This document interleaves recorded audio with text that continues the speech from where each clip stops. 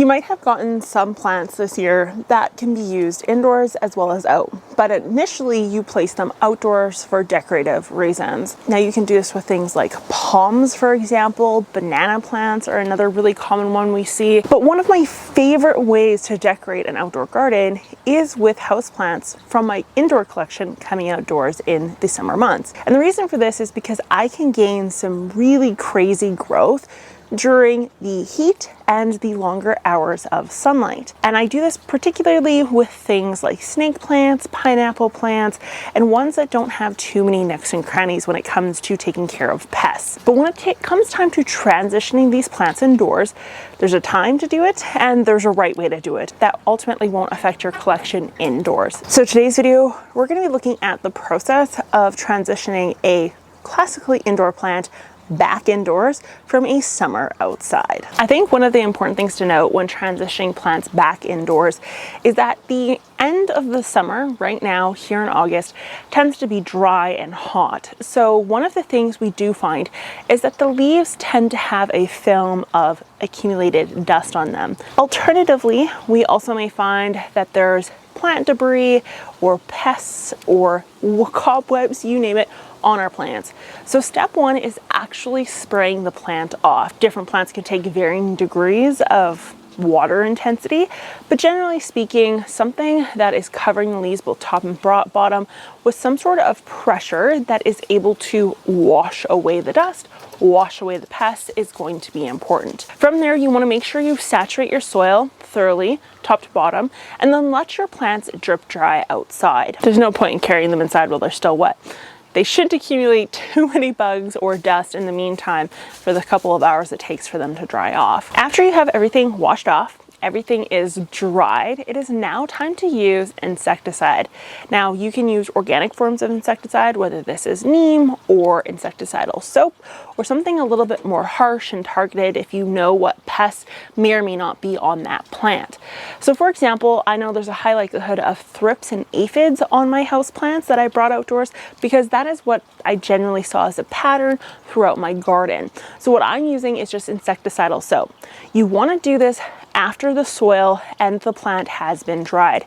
To dilute the pesticide with standing water on the leaves obviously is going to dilute its effectiveness. So we want to make sure it's dry prior to applying this spray. You want to transition the plants indoors. Bringing them indoors, you want to have them in a secluded area where they won't be exposed to your regular houseplant collection. You can put them in a separate room where children, animals, bugs, literal pests, like for example, elder bugs I have in my house right now. You don't want anything that's going to be able to brush up or come into an interaction with that plant and then move over into your regular plant collection. You want them pretty darn well separated. So if you have cats or anything like that, place your plants that are coming indoors in a separate room. After about a week, you want to either A, follow up with another insecticide spray, or B, actually apply biological pests or insects. Now, what I like to apply is nematodes as well as mites. Mites that are beneficial, and specific this Grub Grenade brand I like to use, their Canadian brand. They're available on Amazon. I have a pack of 5,000. I've been using them for years. I find it to be an incredibly effective product. And then my second choice, or what I like to use in conjunction, is actually Neiman Knight's brand. Again, they are on Amazon. I think last time I did a video on these, they sold out because I did link them in the description. I'll link both of these below. There's a possibility they'll sell it again. I don't think these are big companies. I think these are like little mom and pop shops. I think that's why they run out so quickly, but I digress.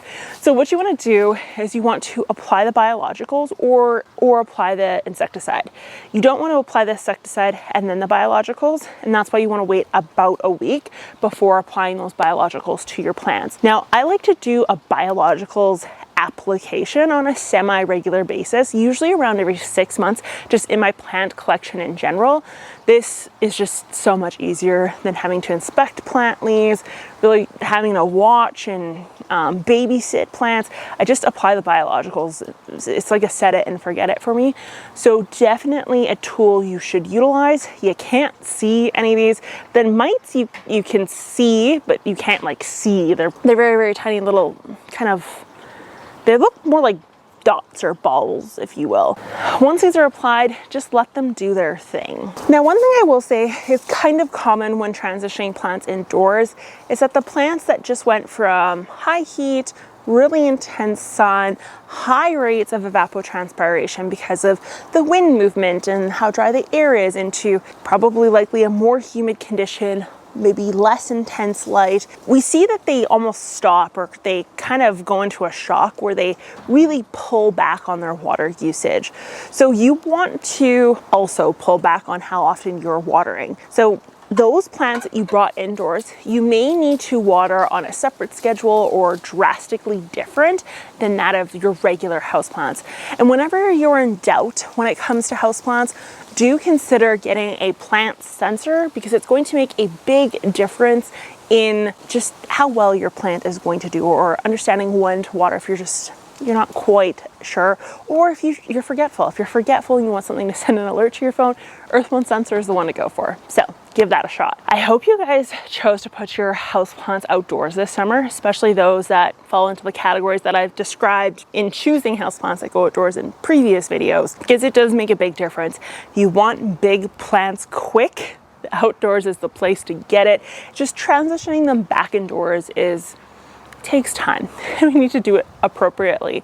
So I hope this helped you guys out. Let me know in the comments down below what plants you brought outdoors and are deciding to transition indoors, and why. I'll talk to you guys next time. Bye.